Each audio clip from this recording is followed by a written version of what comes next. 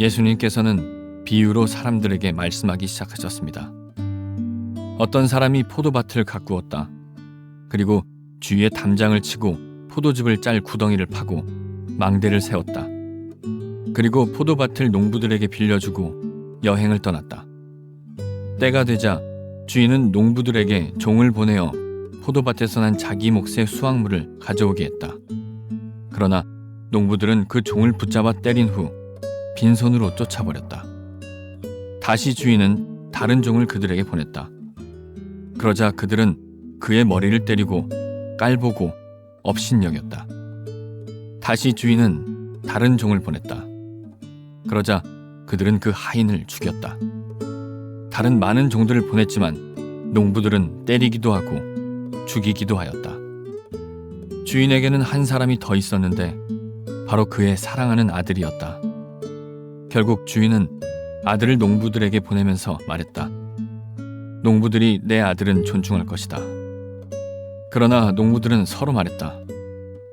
이 사람은 주인의 상속자이다. 어서 그를 죽이자. 그러면 유산이 우리의 것이 될 것이다. 농부들은 아들을 잡아다 죽인 후 포도밭 밖으로 던져버렸다. 포도밭의 주인이 이제 어떻게 하겠느냐?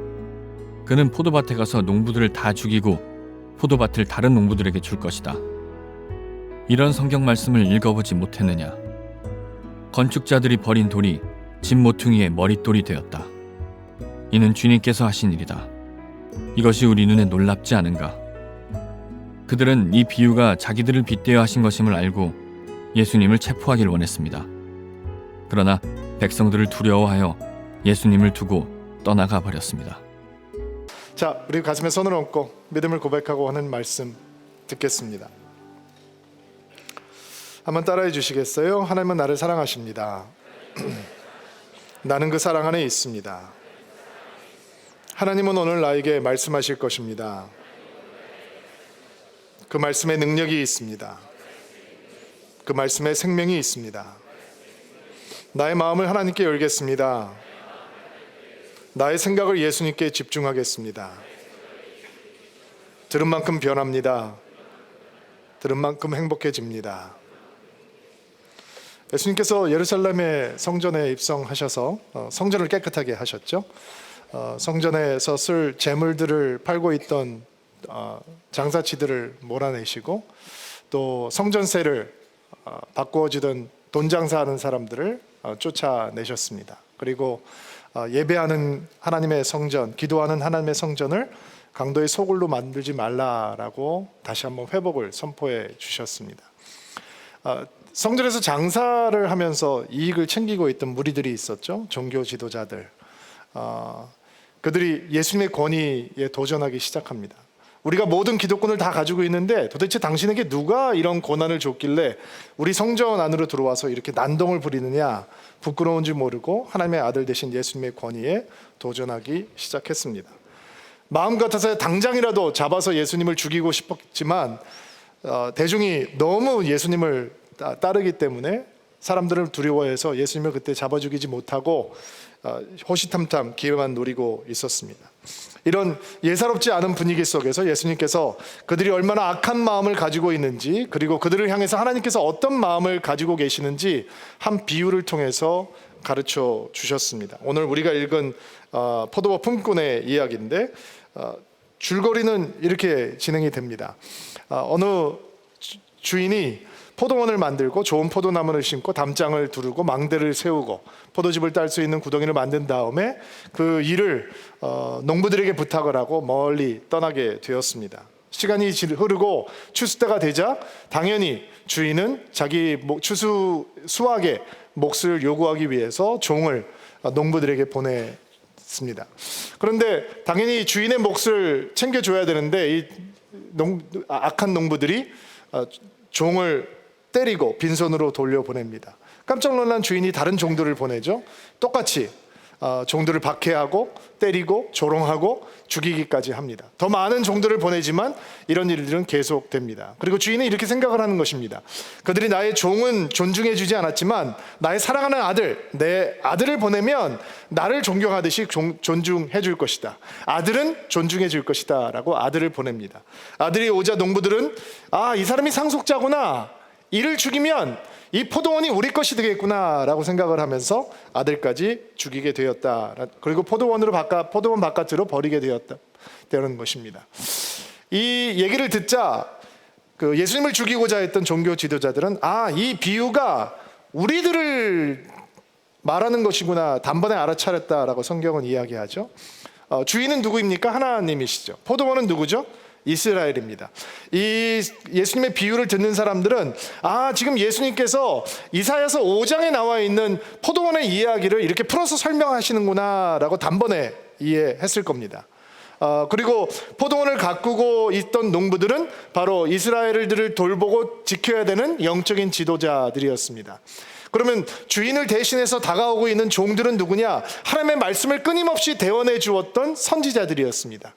그 선지자들이 죽게 되잖아요. 그러면 그 죽은 선지자들 가운데는 얼마 전에 와서 예수님의 길을 예비하게 준비해 주었던 세례 요한 같은 사람도 포함되어 있는 것이죠. 그러면 주인을 대신해서 오는 아들은 누구냐? 그분이 바로 예수님이신 것입니다.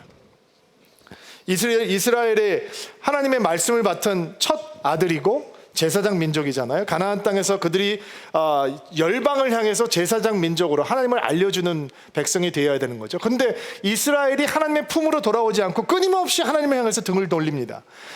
하나님께서는 선지자들을 보내주셔서 이스라엘을 주님 품 안으로 부르시려고 무척 노력을 하십니다. 그러나 그들은 더 많은 선지자가 오면 올수록 마음을 더 거칠게 하고 하나님을 향해서 등을 돌리는 일을 계속해서 반복합니다. 선지자들을 박해하고 죽이고 조롱하고 하나님의 말씀을 무시하죠. 그리고 하나님께서는 결국 예수라고 하는 하나님의 독생자를 이 땅에 보내주시기까지 했던 것입니다. 그러나 그들의 마음은 더욱 완악해져서 이제 이방인의 손을 빌려서 예수 그리스도까지 십자가에 못 박아 죽이게 될 것입니다. 우리는 이 예수님의 비유의 이야기를 보면서 그리고 이스라엘의 역사를 보면서 앞으로 진행되는 일들을 보면서 왜? 라고 하는 질문을 안 던질 수가 없습니다. 도대체 이 주인은 자신의 힘과 능력을 동원해서 왜 악한 농부들을 단번에 처단하지 않는가? 왜 순진하다 못해 바보처럼 참고만 있는 것인가? 왜 주인은 정의를 구현하지 않는가? 왜 좀 더 단호한 모습을 보여주지 않고 무엇 때문에 이렇게 주인은 당하고만 있는가? 더 이 질문을 안 던질 수가 없죠. 그리고 우리가 하나님에 대해서 조금이라도 안다면 그 답 또한 우리는 알고 있습니다. 그것은 바로 하나님께서 누구보다도 그 악한 농부들을, 이스라엘을, 그리고 우리를 사랑하시는 하나님이시기 때문이다라는 것입니다. 그게 하나님의 사랑입니다. 순진하다 못해 어리석게까지 보이는 바보처럼 인내하는 그 사랑이 바로 하나님의 사랑인 것입니다. 예수님께서는 이스라엘 백성들에게 그리고 우리에게 바로 그 하나님의 사랑하는 마음을 알려주기 원하시는 것입니다. 신앙을 처음 갖고 구약을 읽으시는 분들이 이렇게 종종 얘기하는 것을 들을 때가 있습니다. 신약에 나와 있는 하나님은 너무 좋은데, 사랑의 하나님인데 구약에 나와 있는 하나님은 너무 무섭다라는 얘기를 들을 때가 있습니다. 지금 예수님께서 말씀하고 계시는 이 끈질긴 사랑을 가지고 계신 하나님, 오래 참으시고 오래 기다리시고 오래 사랑하시고 끊임없이 구애를 하고 있는 이 하나님은 구약 전체에 드러나 있는 하나님의 모습입니다. 성경에 나와 있는 하나님의 말씀입니다. 하나님의 모습이죠. 하나님께서는 계속 거절을 당하시면서도 포기하지 않으시고 끊임없이 그분의 백성들을 향해서 사랑의 메신저들을 보내주고 계셨던 것입니다. 여러분, 이 악한 농부들과 그리고 주인과 사이에 문제를 해결할 수 있는 열쇠를 갖고 있는 유일한 사람은 주인입니다. 그럴 리도 만무하지만 만약에 이 악한 농부들이 자신의 잘못을 뉘우치고 하나님께로 돌아온다, 주인께로 돌아온다 라는 일이 있어도 주인이 그들을 받아주겠다라고 하는 마음을 갖지 않으면 관계는 회복될 수 없는 것입니다. 은혜라고 하는 것은 하나님께서 먼저 시작하시는 거죠. 우리가 먼저 하나님을 찾는 것이 아니라 하나님께서 우리를 찾아오셔서 끊임없이 우리에게 구애를 하셔서 우리의 마음을 돌려놓으시는 것입니다. 그래서 성경은 선포하는 것입니다. 우리가 먼저 하나님을 사랑한 것이 아니라 하나님이 먼저 우리를 사랑하셔서 오신 것이다 라고 얘기하고 있는 거죠. 왜 주인은 단번에 악한 농부들을 처벌하지 않는가? 그게 하나님이시기 때문에 그렇습니다. 끊임없이 참으시고 끊임없이 기다리시고. 구약에 보면 가슴 아픈 사랑의 이야기가 하나 있습니다. 버림받은 남편의 이야기인데요, 천하고 음란한 고멜이라고 하는 여인과 결혼을 해서 아비가 다른 아들을 낳던 호세아라고 하는 선지자의 이야기입니다. 하나님께서 음란한 창녀 고멜이라고 하는 여인과 호세아를 결혼하라라고 말씀하시잖아요. 그리고 결혼을 한 다음에 호세아는 이렇게 믿는 거죠. 나의 사랑이 이 여인을 회복시킬 것이다. 나의 헌신적인 사랑과 이 노력이 이 여인의 마음을 음란한 마음에서 돌려놓고 가정이라고 하는 곳에서 행복하게 살게 해줄 것이다. 그러나 음란한 여인 고멜은 결혼을 했는데도 불구하고 계속해서 다른 남자의 아이를 낳습니다. 그리고 또 정부와 눈이 맞아서 남편을 버리고 아이들을 버리고 도망을 가게 됩니다. 그리고 배반을 당해서 결국 노예시장에 나와서 팔려있는 그 고멜이라고 하는 여인을 하나님께서는 호세아에게 가서 다시 그를 사와라 라고 말씀하시죠. 다시 구출해 와라. 그리고 너는 다시 그의 남편이 되라.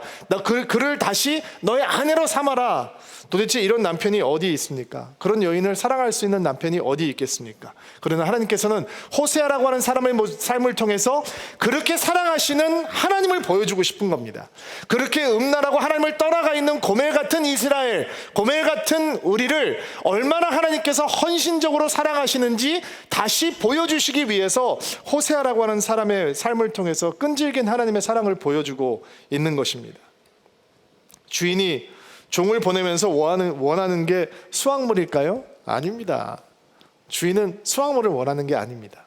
수확물은 종과 주인 사이에 신뢰와 사랑의 관계가 존재한다라고 하는 증거에 불과한 것입니다.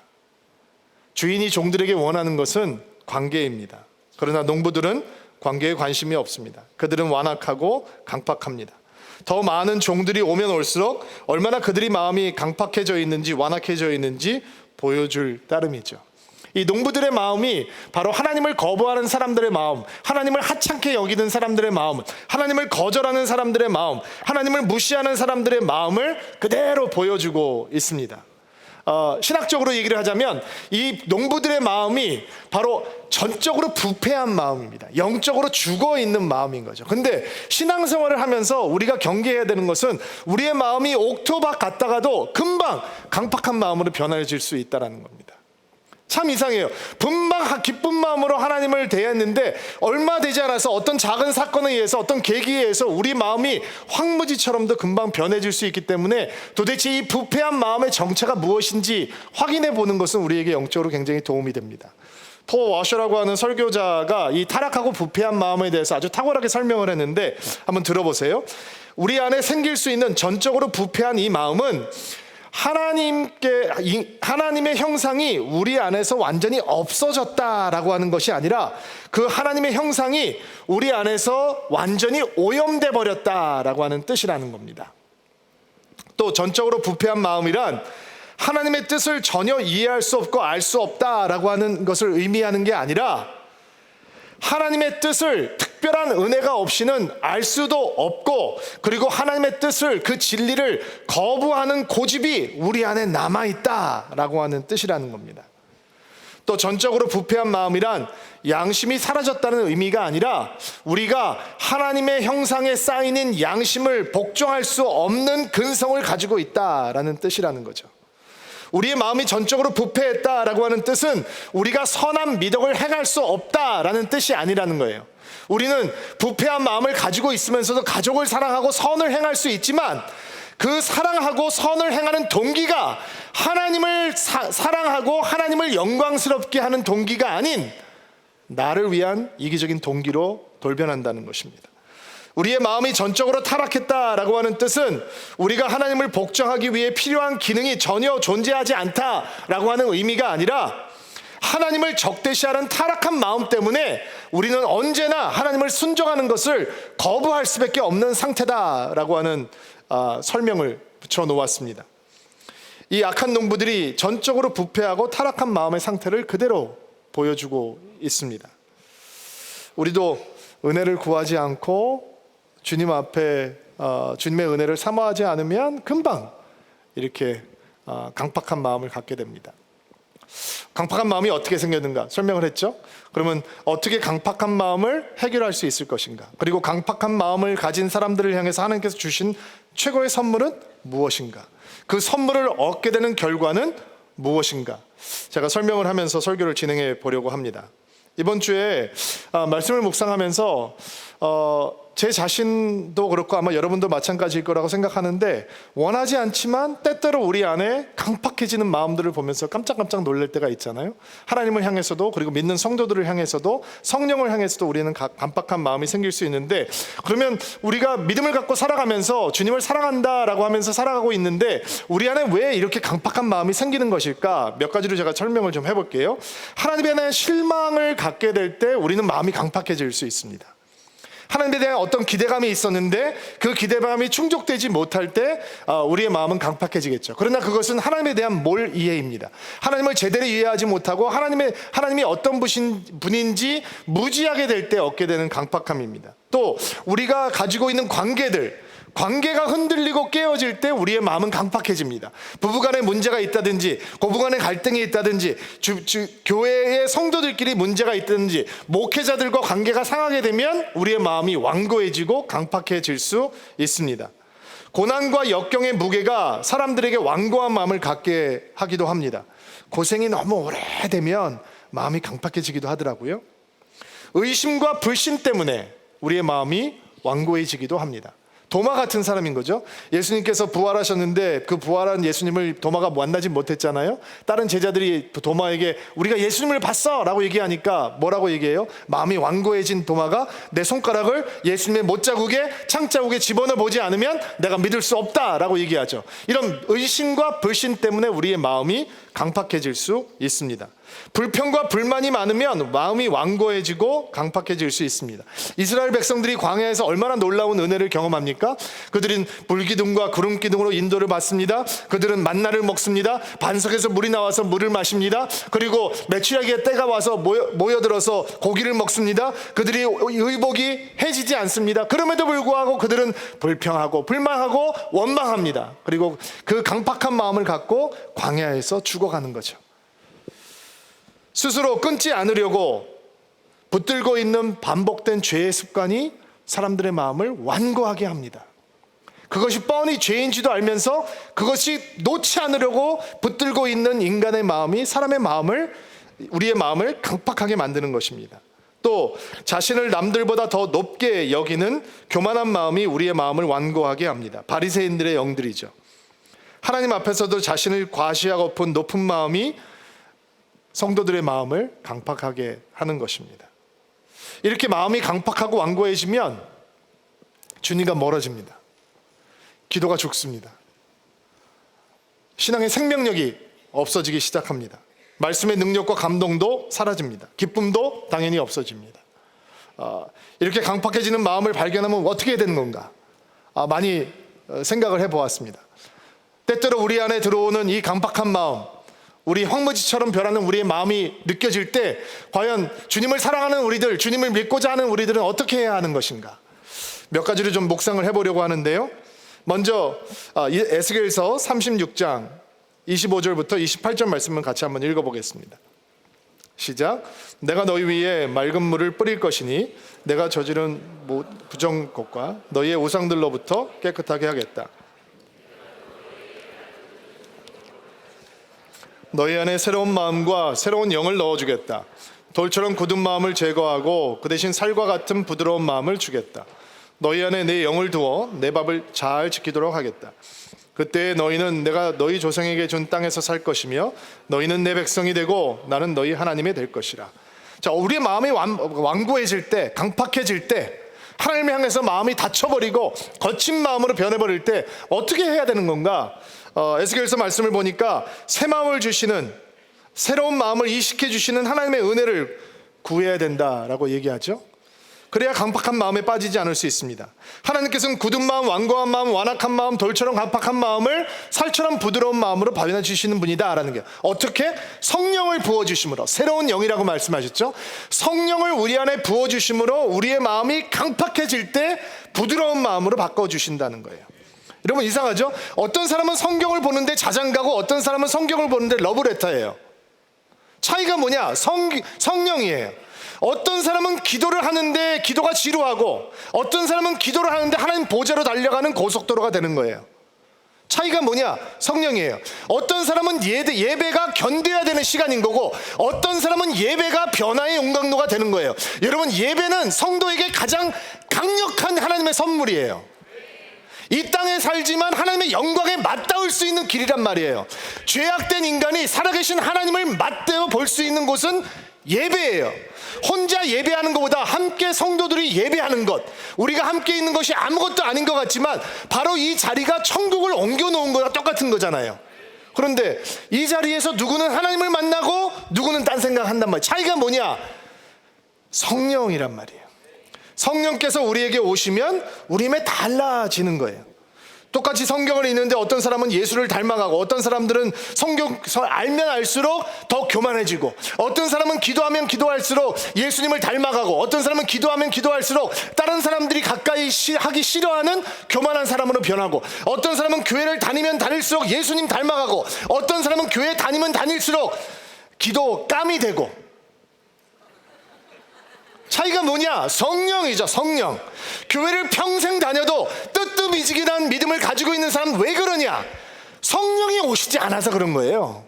성령을 체험해야 말씀이 달고 기도가 능력이고 예수가 권세고 하는 건데, 성령께서 오시지 않으니까, 성령을 내 마음속에 받아들이지 못했으니까, 성령 체험이 없으니까 예수가 죽어있는 예수가 되는 거예요. 살아있는 예수님이 안 되시는 거죠. 여러분, 하나님께서 우리 마음이 강팍해질 때, 완고해질 때 어떻게 살처럼 부드러운 마음 바꿔주시느냐? 성령 부어주시는 거예요. 저희가 2부 때 3부 때는 통성기도 하잖아요. 여러분, 통성기도 할 때 열심히 기도하시기 바랍니다. 굉장히 고민하고 시작한 겁니다. 저희가 그거 시작하기 위해서 포기해야 되는 것들이 많이 있었습니다. 굉장히 중요한 거지만 우리는 기도를 통해서 여러분들에게 누리게 하고 싶은 은혜가 더 중요했기 때문에 다른 것들을 포기하고 기도 시간 지금 이렇게 하고 있는 거거든요. 여러분, 그때 열심히 목소리 높여서 기도하시기 바랍니다. 제가 가끔 이렇게 앞에서 예배 드리다가 가끔 저 뒤에 가서 예배를 드리는데, 이렇게 성도들 기도하는 모습을 보면 어떤 분들은 하나님을 향해서 부르짖는 사람들이 있고, 어떤 사람들은 그냥 서 계시는 분들이 있더라고요. 여러분, 성령 부어달라고 기도하시기 바랍니다. 사모하시기 바랍니다. 기도하다가 방언이 터지고 어둠의 영들이 떠나가고 견고한 진이 깨어지는 역사가 있는 것입니다. 성령께서 우리에게 오시면 우리의 신앙생활이 살아나고, 성령께서 우리에게 오시면 우리의 강건한 굳어졌던 마음들이 부드러운 살처럼 부드러운 마음으로 변하게 되는 것입니다. 성령을 사모하는 사람들에게 하나님께서 그 은혜를 주시는 것입니다. 멍하고 있는 사람들에게는 그 은혜 임하지 않습니다. 여러분, 인정하셔야 합니다. 성령께서 오시지 않으면 우리는 마른 나무토막 같은 사람들이구나. 우리의 마음은 그런 것이구나. 성령이 오시옵소서. 나를 채우시옵소서. 나를 흔드시옵소서. 나를 붙잡아 주시옵소서. 그때 우리의 강팍해졌던 마음이 살처럼 부드러운 마음으로 변한다라는 것입니다. 이런 역사가 매주 예배를 드리는 여러분 가운데 있게 되기를 주의 이름으로 축복합니다. 자, 또 우리 마음이 강팍해질 때 우리는 어떻게 해야 하느냐? 히브리서 3장 말씀을 좀 묵상하다가 몇 가지 인사이트를 받게 됐는데, 히브리서 3장 7절부터 8절 말씀 한번 보세요. 읽어보세요. 시작. 그러므로 성령님도 이렇게 말씀하셨습니다. 오늘 그가 하시는 말씀에 귀를 기울이라. 이전에 광야에서 하나님을 시험하던 것처럼 고집을 부리지 마라. 개역 개정판에 보니까 성령이 이르신 바와 같이 오늘 너희가 그의 음성을 듣거든 광야에서 시험하던 날에 거역하던 것 같이 너희 마음을 완고하게 하지 말라.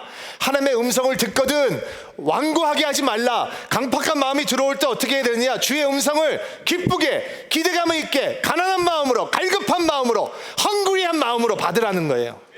큐티할 때, 말씀을 통독할 때, 말씀을 들을 때, 설교뿐만 아니라 여러분 오디오 바이블 같은 것 통해서 말씀 듣잖아요. 그 갈급한 마음으로 들으라는 거예요. 헝그리한 마음으로, 하나라도 더 집어 삼키겠다라고 하는 마음으로. 그 가난한 마음이 있을 때 우리의 말씀을 통해서 우리의 마음이 변화되는 것입니다. 여러분, 어떤 사람들은 늘 비판적으로, 냉소적으로, 소극적으로 말씀을 대하는 사람들이 있습니다. 그런데 그런 사람들은 예수님이 설교를 해도 은혜 못 받았습니다. 목사가 설교를 하면 뭐 하나만 하죠. 철옹성이에요, 철옹성. 그러나 다른 부류의 사람들이 있습니다. 가난한 마음, 갈급한 마음, 더 먹고 싶은 마음, 그 말씀을 통해서 뭔가 들으려고 하는 마음. 신학교를 다닐 때 참 힘들고 어려운 강의를 하는 교수님들이 계셨습니다. 피하고 싶은 코스들, 숙제 많은 코스들, 시험 어려운 코스들, 그러나 강의는 지루하게 하는 교수님들. 근데 저희 학교에서 굉장히 존경받는 교수님 한 분이 신입생들에게 이렇게 말씀을 하시더라고요. 여러분, 어느 클래스든지 어느 강의든지 여러분이 배우고자 하는 마음으로 들어가면 하나님께서는 여러분을 가르쳐 주실 것입니다. 어떤 말씀은 참 담기가 힘듭니다. 담아내기가 쉽지 않습니다. 어떤 말씀은 좀처럼 빠져들 수가 없습니다. 설교도 그렇습니다. 어떤 설교는 좀처럼 귀를 기울일 수가 없는 설교들이 있습니다. 그러나 우리가 가난한 마음, 간절한 마음, 기대하는 마음으로 우리의 마음을 채우면 하나님께서는 그 말씀을 우리의 삶 속에 부어주시고 말씀을 통해서 우리의 거친 마음을 기경해 주시는 것입니다. 제가 여러분들보다 설교를 더 많이 듣습니다. 많이 듣는데 때때로 말씀을 들으면서도 내 마음이 강팍해지는 것을 느낍니다. 언제 강팍해지느냐? 다른 사람의 말씀을 판단하고 정죄하고 비교하려고 할 때 그렇더라고요. 우리가 주 앞에서 예배를 드리면서 언제 말씀을 향해서 살아나느냐, 이렇게 생각하셔야 됩니다. 하나님, 나는 주의 말씀이 없으면 죽는 존재입니다. 살아날 수 없는 존재입니다. 주의 말씀이 나의 생명입니다. 나의 영적인 양식입니다. 내가 영적인 양식을 먹지 못하면 기근에 빠지는 것처럼 하나님, 주께서 주의 말씀을 먹여주시지 않으면 나는 기아 상태에 빠지고 말 것입니다. 생각하는 사람들이 주를 말씀을 향해서 기대감을 갖고 나오게 되는 것입니다. 말씀을 펼 때 이 말씀이 나를 살려주옵소서라는 마음을 갖게 되는 것입니다. 이런 마음이 있을 때 우리의 마음이 강팍한 마음에서 살처럼 부드러운 마음으로 변하게 되는 것입니다. 자, 히브리서 3장 12절 말씀 또 읽어보세요. 그러므로 형제 여러분, 그 어느 누구라도 악한 생각을 품거나 믿음을 소홀히 하지 마십시오. 그런 마음은 살아계신 하나님을 따르는 데 방해가 될 뿐입니다. 또 믿음을 소중하게 대할 때 강팍한 마음에 빠지지 않는다라고 히브리서 말씀은 이야기합니다. 믿음을 소홀하게 대하면 하나님을 따르는 데 방해가 되고 결국 악한 생각에 사로잡히게 됩니다. 그러나 믿음을 소중하게 대하면 우리의 마음은 옥토가 되는 것이죠. 여러분, 믿음을 소중하게 대한다는 게 무슨 뜻일까? 예수님의 이야기 많이 하십시오. 예수님 이야기. 특별히 우리 부모님들 주의 이름으로 축복합니다. 여러분이 믿음을 유업으로 여러분 자녀들에게 남기는 은혜가 있게 되기를 바랍니다. 아이들이 여러분의 신앙을 보면서 어떻게 믿음을 소중히 여기는 것을 배우게 될까? 여러분, 절대로 비판적인 얘기 하시면 안 됩니다. 교회 얘기 많이 하시지 마십시오. 여러분, 착각하시면 안 됩니다. 교회 얘기와 예수님의 얘기는 다른 얘기입니다. 교회에서 일어나는 일들 가지고 불평하고, 목사님에 대해서 불평하고, 셀 식구에 대해서 불평하고, 막 불평할 때 애들이 가만히 밥 먹다가 얘기 듣습니다. 그리고 그 아이들이 자랍니다. 그 아이들이 믿음을 소중하게 생각할까요? 그 아이들이 믿음을 정말 보배처럼 간직할까요? 그렇지 않습니다. 그들은 믿음을 하찮게 대하게 될 것입니다. 예수님의 이야기 많이 해주면서 아이들 키울 수 있게 되기를 주의 이름으로 축복합니다. 믿음을 소중히 여기며 예수님을 소중히 여기는 마음이 있을 때 우리의 마음이 강팍하게 되지 않고 살처럼 부드러운 마음으로 변하게 되는 것입니다. 한 가지만 더 생각해 볼까요? 히브리서 3장 13절 말씀 읽어보세요. 시작. 주와 속임수로 마음이 완고해지는 사람이 없도록 서로서로 돕기 바랍니다. 자, 오늘이라고 하는 시간 속에서 믿음을 서로 격려할 때 강팍한 마음에 빠지지 않게 합니다. 오히려 오늘이라고 부르는 이 시간에 서로를 더욱 더 격려하십시오. 멋진 말이죠. 오늘이라고 부르는 그 시간에 미루지 말라는 거예요. 마음이 강팍해질 때 나중에 다음에 내년에 특사할 때 그때 그렇게 하지 말라는 거예요. 오늘 당장 마음이 거칠어지면 지금 당장 믿음의 말로 서로 격려하라는 거예요. 우리 부부들도 마음이 거칠어지는 배우자의 모습을 보면 여보, 당신 마음이 거칠어지는 것 같아. 그러면 안 돼. 주님 바라봐야 돼. 주님 앞에 옥토버 같은 마음을 가지고 있어야 돼. 우리는 가난한 마음이 있어야 돼. 서로 격려하라는 거예요. 니나 잘해. 이렇게 얘기하지 말고. 그런 얘기하면 니나 잘, 성령께서 얘기하시는구나 라고 얘기를 듣고 말씀을 듣고 서로 격려하자는 거예요. 제가 지난주에 한 주간 마음이 낙심이 막 가득 했던 그 시기가 있었는데 저희 가족 카톡방에 있거든요. 가족 카톡방에 있는데 이제 애들이 커가니까 거기에 격려되는 이렇게 신앙의 나눔들이 좀 가끔씩 있어요. 항상 있는 건 아니지만 가끔. 근데 저희 큰아이가 요즘 교회에서 기도 훈련을 받고 있는데 아마 기도를 하다가 하나님께서 자기에게 주시는 마음을 담대하게 다른 사람에게 나눠라라고 이제 훈련을 받고 있는 것 같아요.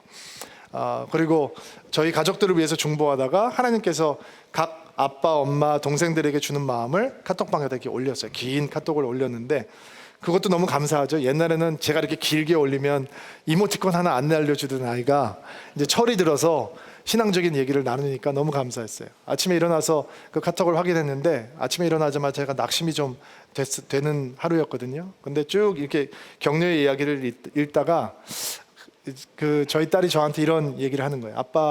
아빠는 교회에서는 목사고 집에서는 남편이고 아빠이고 항상 다른 사람의 필요를 채워줘야 되는 사람이지만 하나님 앞에서는 아빠는 여전히 아이야. You're a child. 아직 아이야. 근데 그 말이 막 제가 아침에 일어나자마자 하나님 앞에서 얼마나 눈물을 흘리고 감사했는지. 그렇죠. 제가 하나님 앞에서 아이죠. 나는 하나님의 아이죠. 얼마나 힘이 되는지 그 격려를 읽고 메시지를 읽고 정말 성령 충만한 하루를 보냈던 기억이 나요. 여러분, 성도가 서로 격려할 때 서로에게 믿음을 이야기하고 예수라고 하는 생기를 불어넣어줄 때 우리의 강팍한 마음이 살처럼 부드러운 마음으로 변하게 되는 것입니다. 여러분, 돌처럼 굳은 마음, 강팍한 마음을 가진 농부들에게 주인이 주는 최고의 선물, 최선의 선물, 마지막 선물은 무엇입니까? 6절 말씀 한번 보겠습니다. 읽을게요. 주인에게는 한 사람이 더 있었는데 바로 그 사랑하는 아들이었다. 결국 주인은 아들을 농부들에게 보내면서 말했다. 농부들이 내 아들을 존중할 것이다. 아들이 선물입니다. 아멘으로 받으시기 바랍니다. 아들이 우리 마음을 바꾸시는 하나님의 최고의 선물입니다. 최선의 선물입니다. 내 사랑하는 아들, 나를 대신할 수 있는 아들, 그 아들을 보내면 그들이 존중하고 받아들일 것이다. 그것이 주인의 마음이었습니다. 전적으로 부패한 농부들, 전적으로 타락한 세상을 향해서 하나님께서 주시는 최선의 선물, 최고의 선물, 마지막 선물은 아들입니다. 세상에서 취해서 살고 있는, 세상에 눌려서 살고 있는, 세상이 너무 멋지게 생각하면서 살아가고 있는 우리들에게 하나님께서 주시는 최선의 선물, 최고의 선물, 마지막 선물은 바로 예수님이십니다. 하나님의 아들입니다. 그들이 부패한 우리가 하나님을 찾아갈 수 없기 때문에 하나님의 아들이 오시는 겁니다. 아들이 우리에게 주시는 하나님의 선물이 되는 것입니다. 사랑은 여기에 있으니 우리가 하나님을 사랑한 것이 아니요 하나님이 우리를 사랑하사 우리 죄를 속하기 위해서 화목제물로 그의 아들을 보내신 것이라. 요한복음 3장 16절 17절 개역 개정판을 통해서 한번 읽어볼게요. 읽어주세요. 시작. 하나님이 세상을 이처럼 사랑하사 독생자를 주셨으니 이는 그를 믿는 자마다 멸망하지 않고 영생을 얻게 하려 하심이라. 하나님이 그 아들을 세상에 보내신 것은 세상을 심판하려 하심이 아니요 그로 말미암아 세상이 구원을 받게 하려 하심이라. 여러분, 악한 농부들 아들이 와서 뭐 해야 돼요? 심판해야 되잖아요. 정의를 구현해야 되잖아요. 그러나 아들이 온 이유는 심판하기 위해서 오는 것이 아니라 영원한 생명을 주기 위해서 오셨다라는 것입니다. 아들은 하나님을 거절하고 무시하고 강팍해질 대로 강팍해진 세상을 향한 하나님의 유일한 선물이 되는 것입니다. 아들을 통해서 주인과 농부가 화평케 되는 것입니다. 아들을 통해서 우리와 하나님이 화목게 되는 것입니다. 아들을 통해서 하나님께서 막힌 담을 무너뜨려 주시고 하나님과 우리가 원수 사이가 되었는데 아들을 통해서 화해시켜 주시는 것입니다. 그렇다면 악한 농부들이 이제 해야 될 일은 무엇입니까? 아들을 영접하면 되는 것입니다. 아들을 받아들이면 되는 거죠. 누구든지 그분을 영접하는 사람들, 그분의 일을 믿는 자들은 하나님의 자녀가 되는 자격을 주셨습니다. 이게 복음이죠. 여러분, 이 농부들이 얼마나 악합니까? 농부들이 회개했습니까? 농부들이 뉘우치고 있습니까? 자기의 죄를 괴로워하고 있습니까? 아닙니다. 그러나 아들은 오시는 겁니다. 하나님 사랑이 세상을 강권하고 계시는 것입니다. 구약의 하나님이 무서운 하나님이라고요? 그렇지 않습니다. 하나님을 향해서 등을 돌린 백성들을 향해서 하나님께서는 끊임없이 사랑의 메시지를 보내주고 계시는 것입니다. 하나님이 기독교가 배타적이라고요? 그렇지 않습니다. 하나님을 버린 세상을 향해서 하나님의 아들이 오셨습니다. 어떤 선한 모습도 보여주고 있지 않은데도 불구하고 하나님의 아들이 오셔서 그 아들로 말미암아서 우리에게 영원한 용서가 임하게 되는 것입니다. 하나님께서는 그런 하나님이십니다. 그러면 여러분, 하나님께서 아들을 보내주셨는데 세상에 아들을 영접하지 않았잖아요. 아들을 죽여버리죠.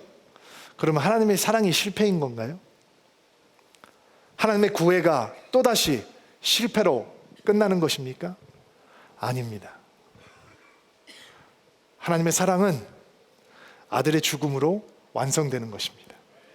하나님의 사랑은 아들의 죽음으로 더 강력하게, 더 강렬하게 전진하는 것입니다.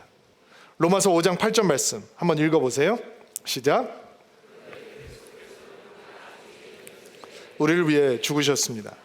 이것으로써 하나님께서는 우리를 향한 그분의 사랑을 나타내셨습니다. 고린도후서 5장 14절 15절 말씀도 같이 한번 읽어볼게요. 그러므로 우리를 사로잡고 있습니다. 우리는 확신합니다. 한 사람이 모든 사람을 대신하여 죽었으므로 모든 사람이 죽은 것입니다. 그리스도께서 모든 사람을 대신하여 죽으신 것은 살아있는 사람들이 더 이상 자기 자신을 위해 살지 않고 자신들을 위해 죽고 다시 사신 분을 위해 살게 하려는 것입니다. 자, 악한 농부들, 전적으로 부패한 그들이 죽어야 할 자리에서 아들이 대신 죽으셨습니다. 아들이 죽음으로 모든 사람이 죽게 되는 것입니다. 하나님께서 그 아들의 죽음을 통해서 하나님께서 이 세상을 향해서 가지고 계시는 사랑을 확증해 주셨습니다. 그리고 생명의 길이 열리게 되는 것입니다. 우리가 죽지 않고 그 아들이 죽음으로 새로운 영원한 생명의 길이 열리게 되는 것입니다.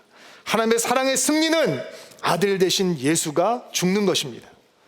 모든 사람을 대신해서 자신을 죽이는 사람들까지 대신해서 예수께서 죽으실 때 하나님의 사랑은 우리 안에서 완성되는 것입니다. 너무 아이러니하죠. 세상이 예수님을 버립니다. 그리고 성경은 그 모습을 바라보며 건축자의 버린 돌처럼 되셨다라고 얘기를 합니다. 흠모할 것이 아무것도 없습니다. 종교적인 기득권을 가지고 있던 종교 지도자들에게는 예수님은 걸림돌에 불과했습니다. 종교적인 메시아, 군사적인 메시아를 기대했던 사람들에게는 예수님은 실망 그 자체였습니다. 그래서 그들은 주저하지 않고 예수님을 버립니다. 십자가에 못 박습니다. 그러나 하나님의 기이한 놀라운 은혜의 역사는 세상 사람들이 버린 건축돌 예수 그리스도가 집 머릿돌이 되는 것입니다. 모퉁이 머릿돌로 다시 한번 세워지는 것입니다. 우리의 믿음이 어디에 세워져야 되느냐? 세상 사람들이 버린 바로 그 예수 위에 세워지는 것입니다. 교회가 어디 위에 세워져야 되는 것이냐? 바로 그 예수 그리스도 위에 세워져야 되는 것입니다. 예수의 우리 믿음의 알파가 되시고 오메가가 되시고 시작이 되시고 나중이 되시고 예수께서 전부가 되시는 것입니다. 그것을 이해하지 못하면 우리는 예수를 향해서 언제나 실망하게 될 것입니다. 그러나 우리에게 생명을 주시는 예수 그리스도, 세상 사람들이 버렸지만 우리의 유일한 생명의 통로가 되시는 예수 그리스도를 바라보고 믿음의 반석이 되시는 예수 그리스도를 바라본다면 우리는 믿음의 주인이 되시는 예수 그리스도를 의지하고 신앙의 길을 걸어갈 수 있게 되는 것입니다. 여러분, 이게 주의 은혜의 선물입니다. 하나님을 향한 마음을 바꾸시기 바랍니다. 그분이 우리의 삶의 모퉁이돌이 되시기를 소망합니다. 반항의 마음을 사랑의 마음으로 바꾸고, 냉담한 마음을 감사의 마음으로 바꾸고, 독립의 마음을 의존의 마음으로 바꾸고, 미움의 마음을 애정의 마음으로 바꾸고, 의무와 책임의 마음을 기쁨과 즐거움의 마음으로 바꿀 때 우리는 모퉁이돌 대신 예수 그리스도 앞에 굳건하게 서 있는 믿음이 어떤 것인지 그 보배로운 믿음을 알게 될 것입니다. 이런 축복이 여러분 가운데 있게 되기를 주의 이름으로 축복합니다. 같이 한번 기도합시다.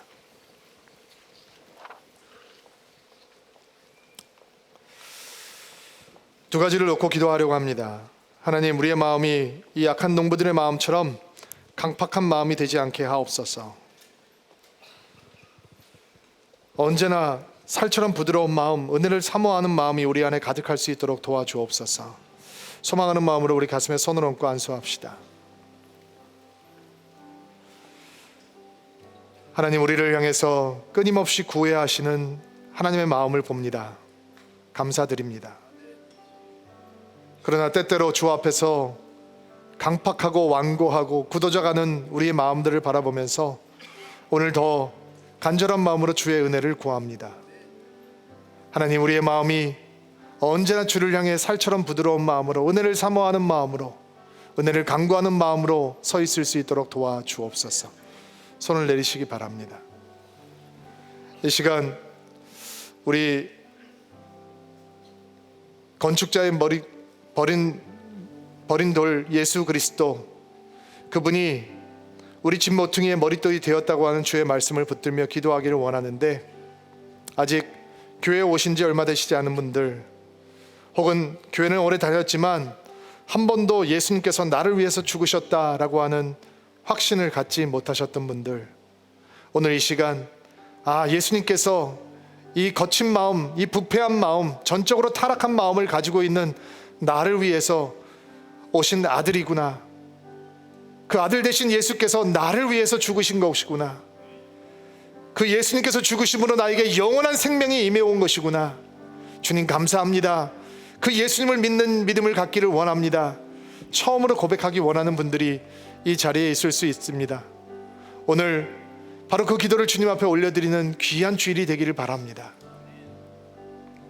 하나님, 오늘 이 시간 아직도 주님을, 우리를 위해서 이 땅에 오신 하나님의 아들, 우리를 위해서 십자가에 달려 죽으신 구세주라고 고백하지 못했던 분들이 있다면 지금 이 시간 마음속에서 그 고백이 생겨날 수 있도록 도와주옵소서. 세상 사람들은 예수님을 버렸지만 나는 그 버린 예수님을 믿음으로 영원한 생명을 얻고 하나님의 자녀가 되는 복을 누리게 되었습니다. 믿음으로 고백하는 주일이 되게 도와주시옵소서. 아버지, 서울드림교회의 반석이 되신 예수 그리스도를 바라봅니다. 서울드림교회의 모퉁이돌이 되신 예수 그리스도를 바라봅니다. 우리의 믿음은 오직 예수 위에서 자랄 수 있도록 도와주시옵소서.